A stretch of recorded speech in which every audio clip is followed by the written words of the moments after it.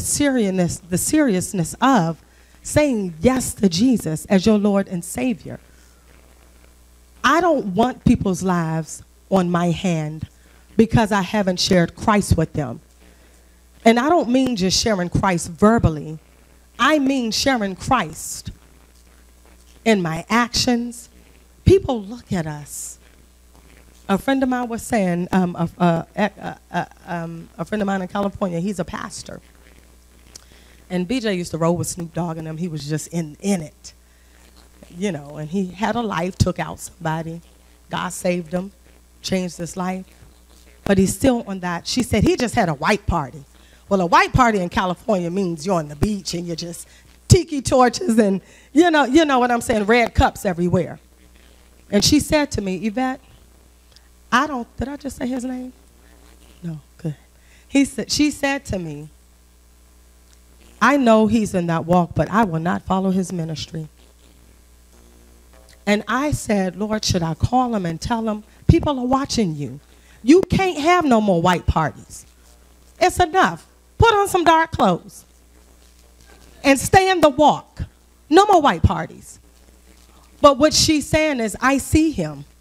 So when I'm ready to say yes to God, he won't be the one that I'm going to choose as my mentor. People are watching us. And when they see us straddling the fence, that's a wrap. I have to think, did I do all that I can with Uncle Dean? And I know it's not my fault, but what I'm saying is, we look at the letters of Paul.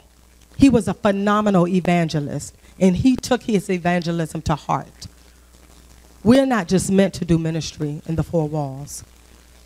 We have to take our ministry of evangelism to heart. And we have to break those barriers. We have to speak God where we're not supposed to.